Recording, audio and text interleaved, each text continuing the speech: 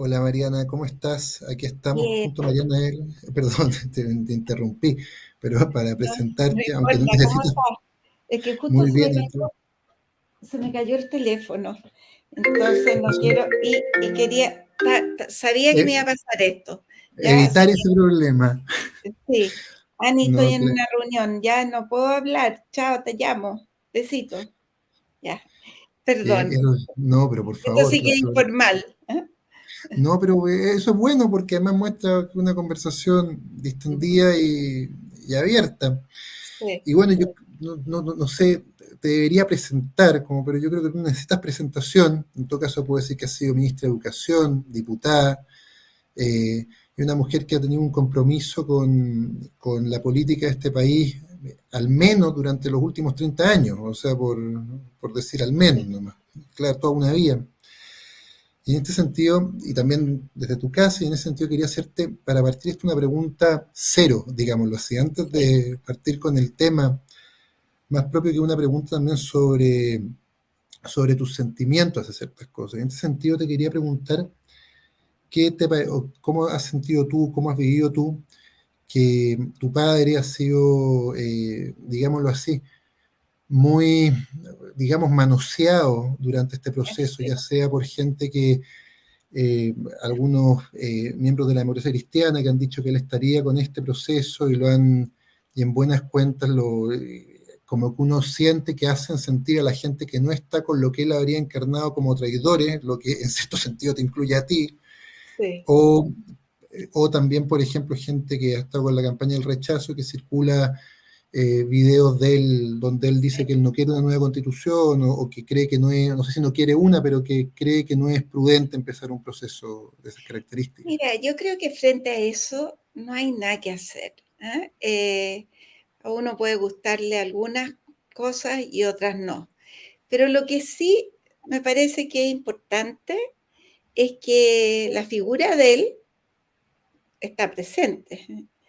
Y mi padre fue presidente a los 72 años, terminó teniendo 76, eh, tuvo una vida política larga, eh, compleja, le tocaron momentos súper difíciles. Cuando él dejó la presidencia, tenía mucha popularidad porque el país estaba muy bien, había avanzado, se habían hecho cosas. Luego vinieron los ataques, la medida de lo posible, y yo diría que vino como una revalorización más del mundo de la izquierda, de Salvador Allende. Y finalmente yo siento que hoy día la figura de mi padre se está posicionando como una figura importante, eh, y como con un cierto equilibrio. Y bueno, si se lo pelean de lado y lado, no es malo, ¿no? Totalmente, ves como una especie, pasa a ser una especie de referente de la seriedad institucional, yo creo, para muchas personas. Sí, y hoy, en un momento como este, siento que lo que él hizo fue, no él, su gobierno, la gente con que Ujú. él gobernó, esa generación que después de haber estado muy dividida, pero tremendamente dividida, fue capaz de ponerse de acuerdo. Fue capaz de ponerse de acuerdo primero entre quienes habían sido adversarios durante la Unidad Popular, que terminó con un golpe, y luego también ponerse de acuerdo con el sector de la derecha que había representado la dictadura militar. Entonces, algo habla ahí de la necesidad de que en algunas circunstancias, en algunos tiempos, esta, este anhelo de unidad se empieza a notar en la gente y creo que eso está pasando hoy día. O sea, la polarización llegó al pic en la convención. Y hoy día, en esta misma campaña que ha sido muy polarizada, sin embargo, todos están convergiendo hacia que gane una u otra posición, va a haber que hacer cambios, va a haber que buscar acuerdos. Bueno, el presidente lo dijo, que lo mejor del país era cuando el país estaba unido. Ahora, lo ha dicho, pero no hace mucho por unirlo en todo caso. No, de hecho, pareciera que tiene una política que apunta más a la desunión antes que a la unión. Y en ese sentido, te quería preguntar también una opinión tuya, una visión desde lo que ha sido tu trayectoria. ¿Qué nos fue pasando, crees tú, como país que perdimos de repente estas grandes figuras? O sea, uno ve todavía que Ricardo Lagos eh, algo hace, pero Sí. también él Bueno, ya es un hombre mayor, como que... sí, es un hombre mayor, pero yo creo que es tal vez la más importante autoridad moral política que hay en Chile. mm, ¿Ah? Eso, A pesar de los años que tiene, o sea, y encuentro que él puede decir, mira, esto me parece que no está bien y gane este o gane el otro, estas cosas hay que cambiarlas y, y, y hace un párele eh, en la discusión. ¿Ah? no, totalmente. Pocas personas tienen esa posibilidad. ¿Ah?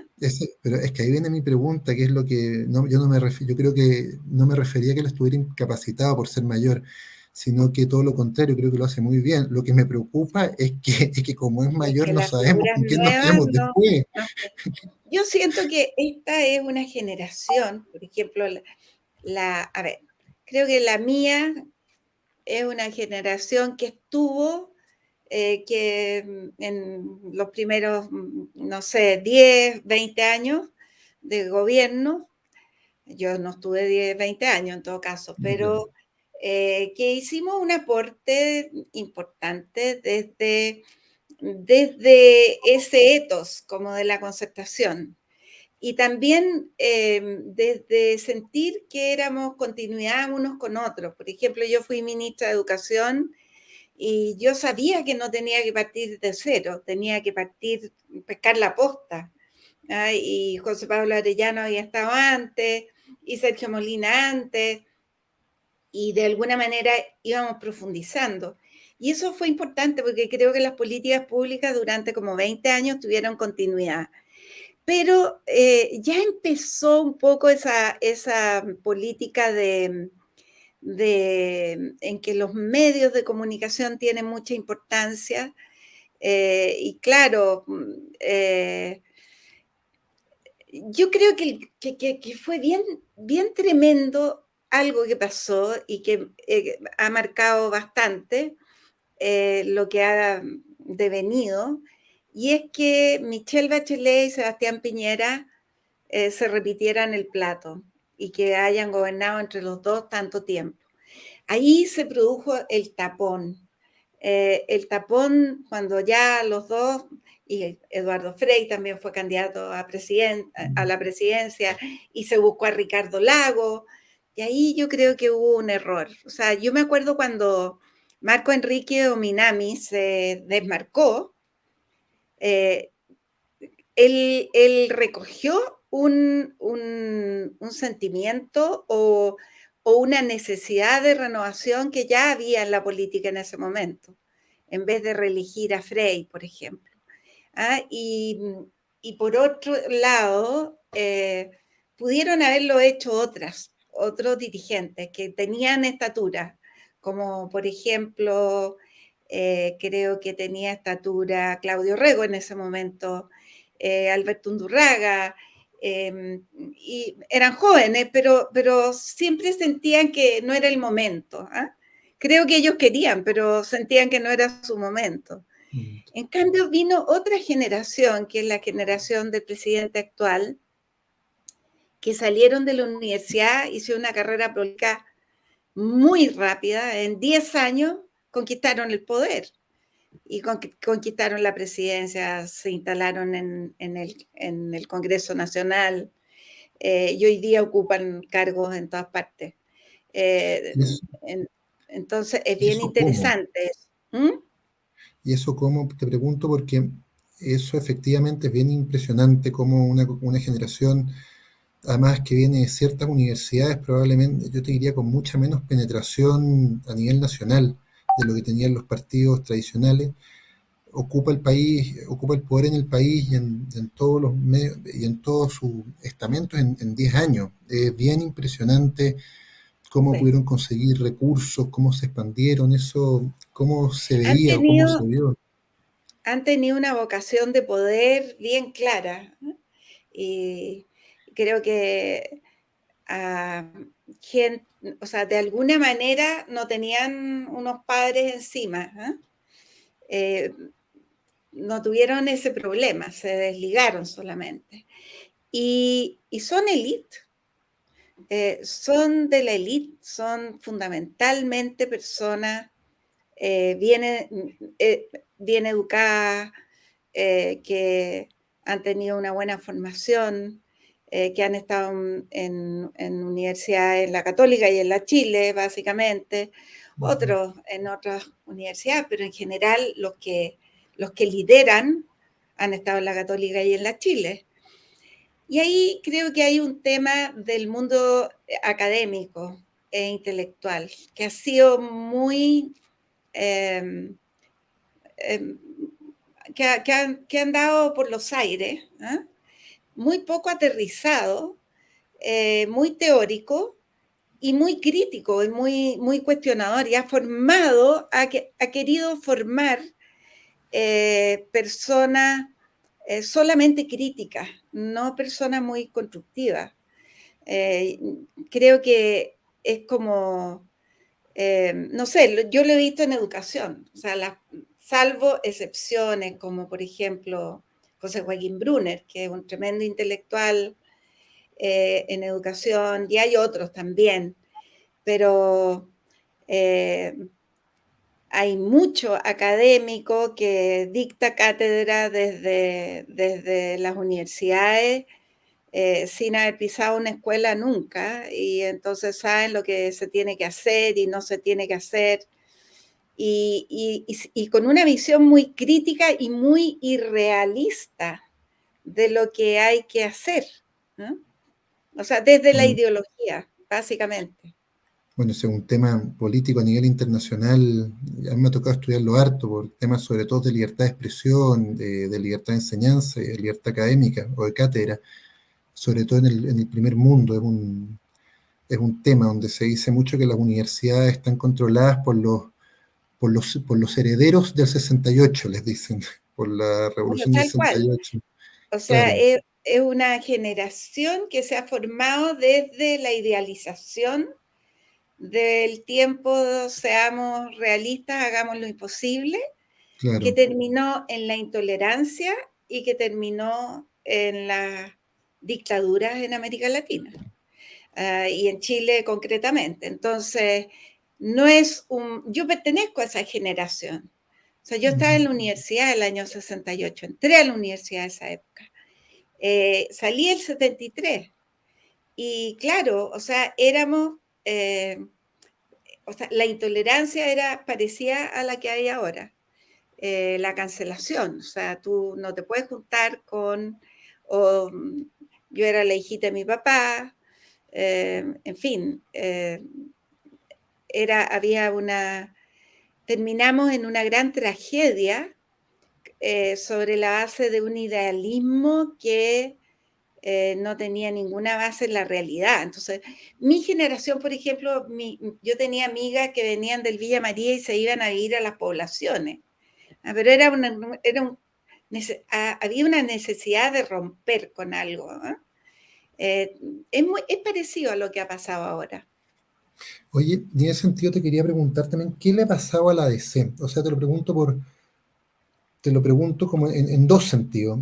El primer sentido, la DC, yo creo que ha habido un proceso paulatino de, no sé si de izquierdización o de caer en lugar de ser un partido con su propia personalidad, como pudo haber sido en los 80 o en los 90, a irse volviendo una especie de, de hermano pobre, digámoslo así, del Partido Socialista y el PPD al principio, y ahora directamente está jugando en un juego al Frente Amplio que siempre y al Partido Comunista, que siempre los ha considerado muy mal, siempre los ha despreciado mucho. Y en segundo lugar también, con esto mismo que dices tú, de estas élites en las universidades y esta forma de pontificar desde posiciones poco realistas, ¿qué le ha pasado a la DC? Que de ser un partido con eh, grandes bases sociales, o sea, probablemente de las principales de este país. Yo creo que pocos partidos pueden decir que han tenido el arraigo a nivel nacional y social como lo tuvo la EC en algunos periodos de su historia, que ha perdido también esa fuerza y esa habilidad para representar los intereses de grandes grupos y se ha ido convirtiendo paulatinamente en una caja de resonancia, porque tampoco es que contribuya a ella con estas ideas, sino que simplemente les da resonancia a ideas que vienen Sí. del mundo de la izquierda. O sea, perdió su personalidad completamente, diría uno. A ver, yo creo que hay dos DC. Y yo, por ejemplo, estoy como muy esperanzada en la DC que ha sido capaz hoy día de asumir el rechazo, y, pero no solo asumir el rechazo, asumir un liderazgo con mucho menos poder que antes, porque tiene menos parlamentarios, pero sin embargo está marcando la pauta de lo que se está haciendo en el Congreso Nacional. Y eso a mí me parece súper esperanzador hacia adelante, porque por primera vez en muchos años hay una parte de la democracia cristiana que, teniendo poder, ha decidido no ser vagón de cola de los sectores de izquierda. Hay otra parte que decidió lo contrario. Ahora, ¿qué pasó antes? Y porque esto es un proceso de deterioro largo. Yo creo que la DC se acomodó en el poder, que cuando ganó Piñera el año 2010 y el año 2011 se produjo los movimientos sociales, medio ambiente, no más AFP y el movimiento estudiantil, el mundo de la concertación en general y la DC incluida se puso a la cola del movimiento estudiantil, de la crítica a lo que se había hecho. En vez de defender lo que se había hecho y tener una mirada de futuro, se puso en esa posición. Pero eso también tiene que ver con haber perdido el poder y haber perdido puestos de trabajo en muchas partes. O sea, ahí la DC se puso más de izquierda, contra Piñera. Creo que ahí asumió ya las bases de se pusieron más izquierdistas. Y no era solo las cúpulas, de hecho empezaron a ganar. Aunque cuando había elecciones la gente votaba más o menos razonable, no votaba por los extremos, ¿eh? Pero creo que por algo fue la Soledad Alvear, fue presidente del partido, Ignacio Walker fueron presidente del partido. Pero yo la gran crítica que hago de ese tiempo es que la democracia cristiana no quiso ejercer el poder que tenía, porque podía diferenciarse con los parlamentarios que tenía dentro de una coalición, pero no lo hizo.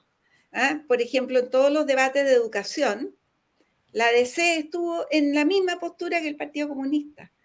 Y entonces decían, no, mira, no estamos de acuerdo con esto, estamos de acuerdo con esto otro, pero terminaban votando de la misma manera que el Partido Comunista. Y el Partido Comunista eran 2 y la democracia cristiana eran 15, 20, no sé, pero eran muchos más. Entonces, creo que hay esos factores, que por una parte gana la derecha, un partido acostumbrado a estar en el poder, en el gobierno, pierde poder, y por otra parte surge la crítica a los 20 años y se suma a esa crítica. Y entonces termina su credibilidad también. En este sentido, te aprovecho de preguntar también algo, porque esto también tiene un tema que uno se da cuenta que se pierden un poco los ideales en beneficio de la practicidad y cuando me refiero a la practicidad para uno, no, no digamos la practicidad para el bien público. Y también eso te quería preguntar, ¿qué ha pasado con la ESO? Uno ve, por ejemplo, esta querella que presentan contra Fuad Chaín, que los tribunales de justicia la declararon como inadmisible y que tenía bastante olor a más movimiento político que un verdadero reclamo contra su gestión y otras hartas cosas que no creo que no es del caso enumerar, Sí. pero como que uno nota que pareciera que el partido no solamente ha perdido su personalidad política, sino que de repente uno iría hasta una personalidad ética, es decir, sabe que acá hay cosas Sí, que no se completamente. pueden hacer nomás. Mira, yo puedo haber estado en, en pensamientos muy distantes de personas como Ricardo Ormazábal, como, en fin, como el mismo Belisario Velasco. Hoy día estamos en la misma orilla, curioso, pero nunca, jamás vi una descalificación de este tipo. Yo recuerdo, por ejemplo, las rivalidades entre Gabriel Valdés y mi padre, pero nunca, jamás vi que hubiera Querella bueno, hubo un criminal, cuestionamiento, ¿te acuerdas del Carmen Gate y todo eso? Que yo creo claro. que fue súper falso, pero era el calor de una elección. Eh, no sé, hoy día yo siento que hay malas prácticas, Mm. simplemente. O sea, eso es una mala práctica. Y hay personas con malas prácticas. De hecho, cuando nosotros nos fuimos del partido, en gran medida nos fuimos por la cancelación que sufrimos, o sea, inventos, por ejemplo, éramos los cuicos, los que yo era dueña de colegios, cosa que es completamente falso, pero instalan las mentiras y entonces no teníamos derecho a opinar. Entonces, yo una vez recibí una amenaza también, ya cuando poco antes de irme, yo creo que como el año 2017, de que si yo decía no sé qué en la Junta Nacional me podían sacar a patá. Yo tenía miedo de hablar en la Junta Nacional del partido. Y ya el 2007, cada vez que hablaba me tiraban una pifiadera porque sostenían que yo era dueña de colegio. Entonces, no, el clima se, se puso muy hostil. Qué espanto eso.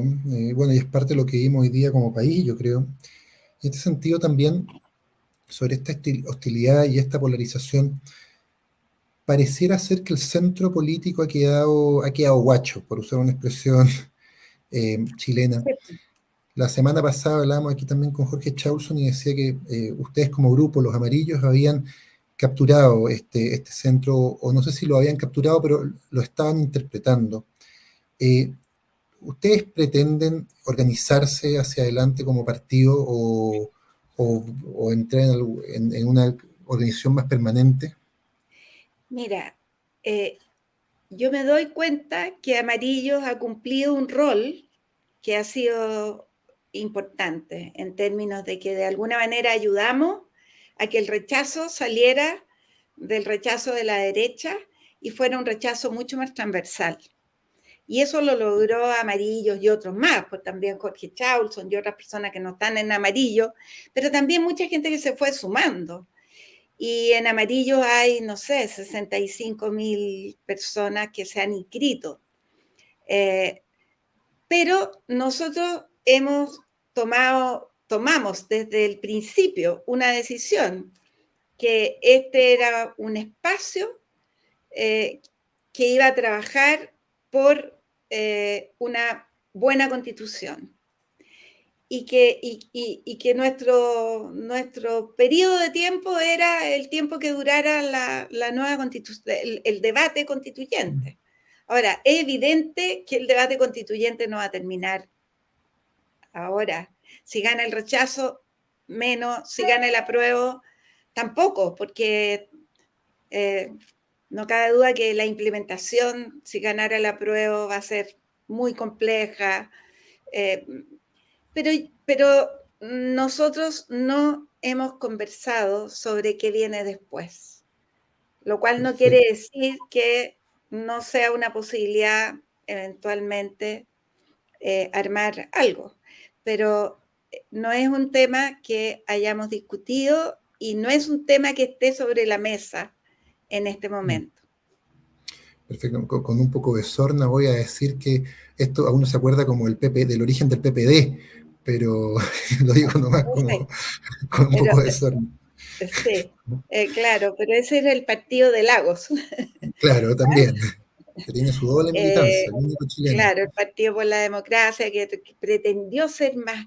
La verdad es que ahí lo que se pretendió era que hubiera un solo partido, que toda la concertación se uniera en un solo partido. Había esa tesis. Y bueno, resulta que muchos, tanto en el socialismo como en la democracia cristiana, una mayoría no estuvo disponible a eso, sino que consideraba que era mejor que fueran distintos partidos que interpretaban a distintos sectores.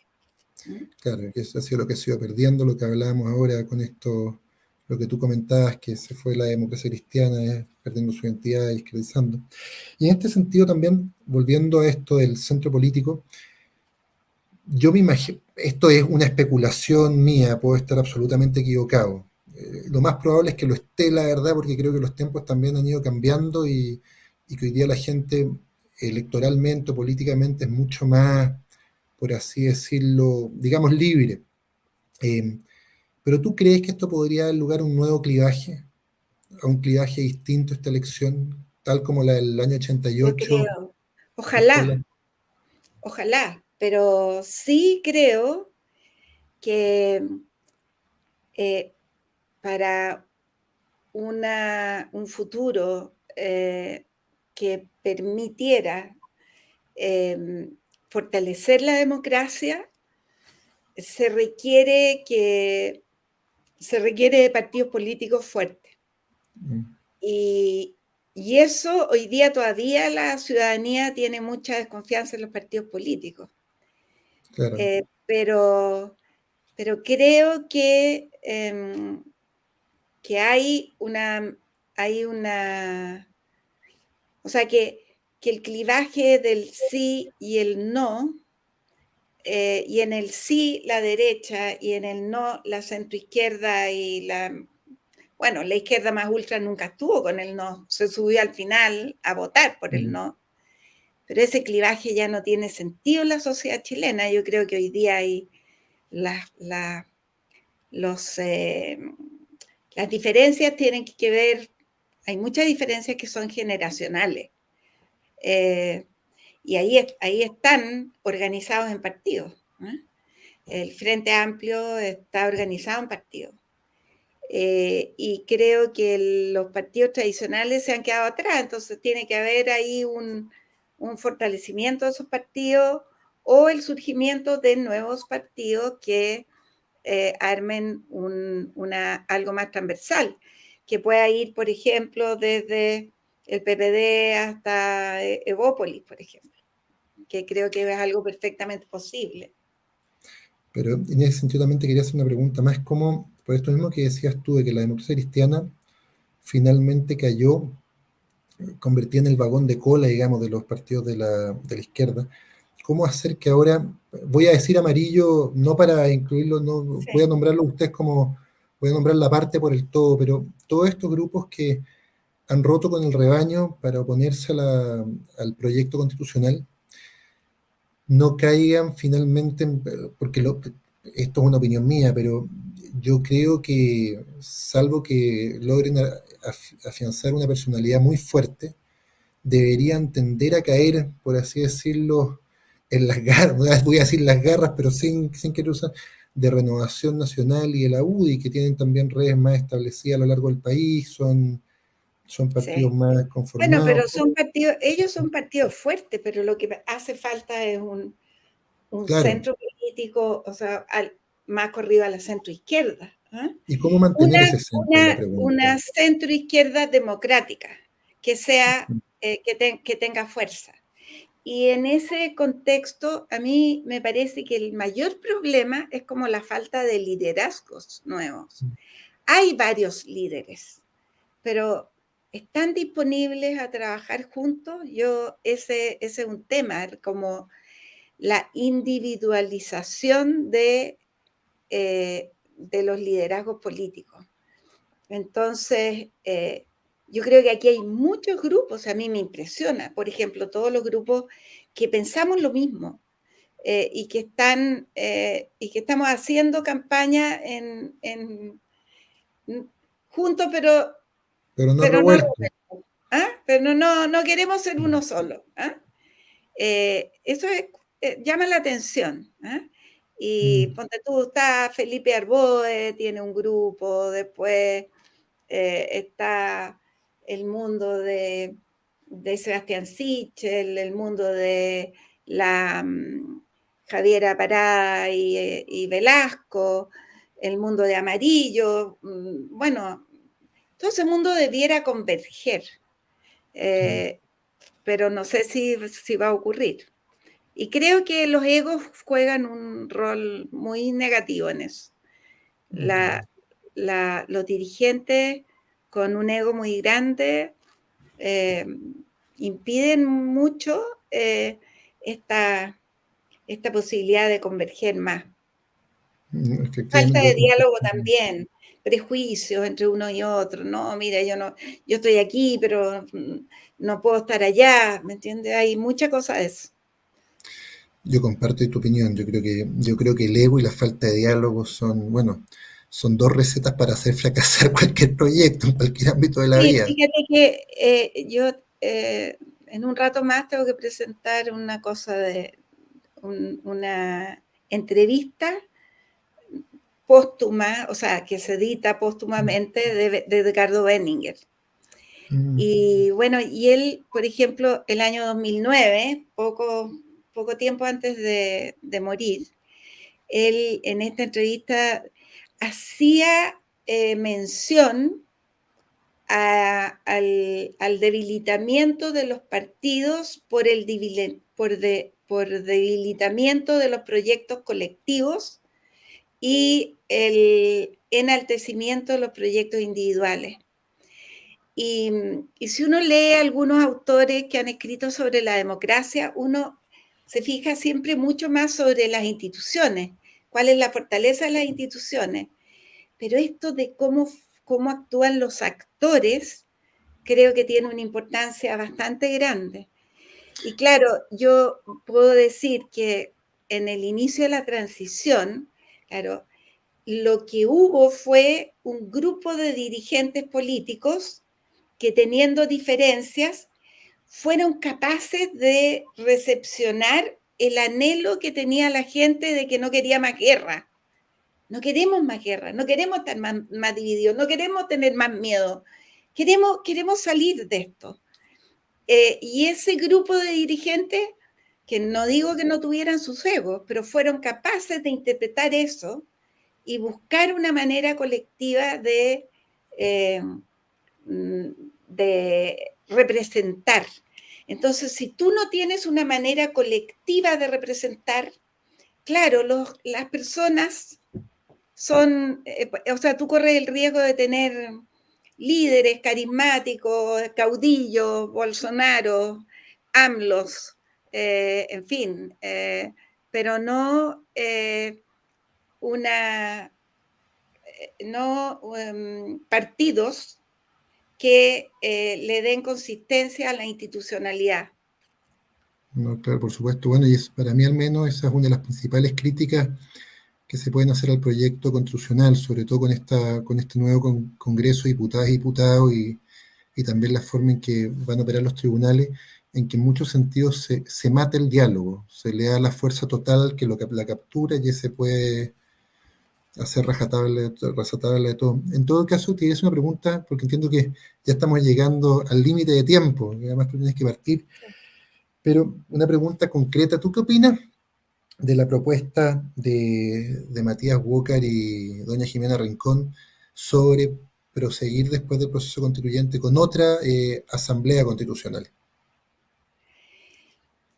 Mira, en rigor, o sea, lo que yo creo es que lo que viene después tiene que decidirse en un acuerdo político entre gobierno y oposición, entre parlamento y gobierno. Y ese acuerdo político tiene que definir cómo va a ser el proceso posterior. Ahora, también creo que en los tiempos que vivimos es imposible que lo hiciera el Congreso Nacional, sino que tendría que haber una forma de participación ciudadana. Ahora, si a mí me dicen que vamos a revivir el mismo proceso de elección de una constituyente con el mismo sistema electoral, con participantes semejantes, no esto, pero otro, y nos vamos a demorar 1 año y medio más, yo creo que eso sería pésimo para el país. También comparto que no hay que hacer un plebiscito para que es el Congreso y el presidente los que tienen que decir este va a ser el camino y no someterlo a la ciudadanía. Pero ese camino tiene que tener algo democrático, algo de participación democrática. Y ahí podrá ser distintas cosas. Yo pienso en una asamblea más pequeña, con un plazo mucho más acotado. Hay un texto sobre el cual trabajar. Hay 2 textos sobre los cuales trabajar. Y por lo tanto tampoco hay que echar por la borda todo lo de esta Constitución, porque creo que sería una provocación. No es partir de cero, no partimos de cero. Y por lo tanto, los temas que son los más complicados tienen que ver con el sistema político, la plurinacionalidad y cómo logramos que los derechos sociales que se establezcan en la Constitución sean viables, y eso requiere desarrollo económico del país. Requiere que el país progrese, requiere inversión, y entonces creo que esos son los 3 temas que habrá que buscar acuerdos fundamentalmente, sin perjuicio que yo no estoy de acuerdo con otras cosas que también se plantean, pero estas son las más gruesas, las que me hacen a mí por lo menos y a mucha gente votar que no. Por ejemplo, yo tengo mucho reparo al tema de educación, pero podría convivir con ese sistema de educación, ¿ya? Podría, porque puede reformarse, pero más adelante, no sé.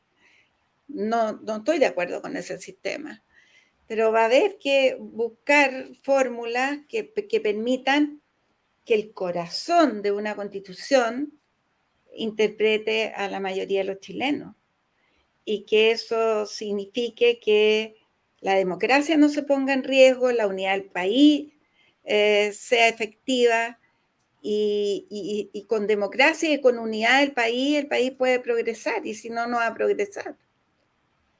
Eso, de todas maneras.